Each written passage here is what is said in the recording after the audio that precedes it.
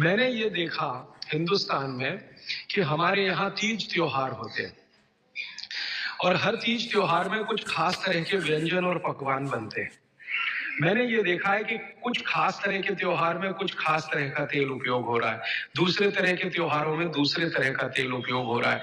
उसके पीछे बड़ा साइंस है, बहुत बड़ा साइंस है, बहुत बड़ा विज्ञान है। वो विज्ञान ये है कि जैसे मान लीजिए होली के आसपास के त्योहार, चैत्र के महीने के त्योहार, फागुन और चैत्र के महीने के त्योहार।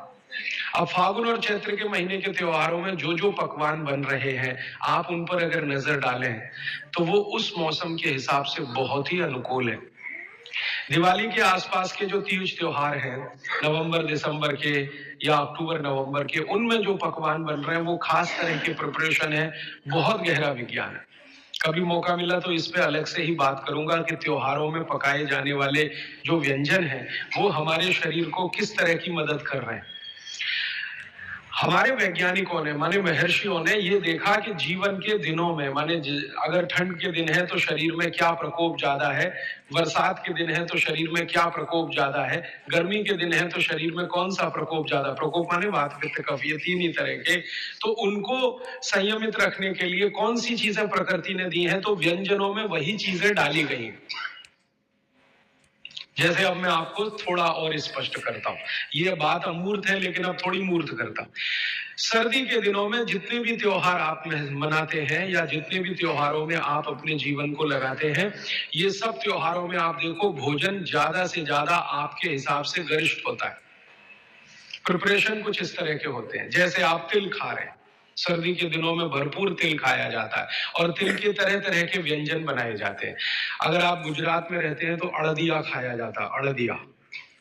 दुनिया का इससे अच्छा शायद कोई पकवान ना हो, अड़दिया जिसको कहा जाता है, उड़द की दाल का बनता है अड़दिया। ऐसे ही राजस्थान के कुछ इलाकों में विशेष पकवान है, ऐसे उत्तर प्रदेश के इलाकों में कुछ पकवान है। लेकिन अगर महसूस करें तो ये सब भारी है, भारी गुरुत्व है इसमें। वाघभट्ट जी ने एक शब्द इस्तेमाल किया, गुरुत्व वाले पदार्थ, माने भारी हैं, आसानी से नहीं पचते, धीरे धीरे पचते हैं। अड़दिया तो आसानी से नहीं पचेगा, तिल की चीजें भी आसानी से नहीं पचने वाली हैं। लेकिन जिन दिनों में हम ये खा रहे हैं उन दिनों में शरीर के लिए यही अच्छा है कि कोई चीज आसानी से ना पचे, धीरे धीरे पचे, देर में पचे। क्यों? अब ये ठंडी के दिन होते हैं तो ठंडी के दिनों में शरीर में पित्त जो है ना थोड़ा कम होता है, पित्त थोड़ा कम होगा, वात ज्यादा बढ़ा हुआ रहेगा और कफ सबसे ज्यादा बढ़ा हुआ रहेगा ठंड के दिनों में। अब कफ सबसे ज्यादा बढ़ा हुआ है तो कफ का असर हमारी जठर अग्नि पर है। अब कफ का असर जठर अग्नि पर है तो जठर अग्नि भी थोड़ी कम रहती है, थोड़ी, जो गर्मियों के दिनों में वो बढ़ती है उतनी नहीं होती।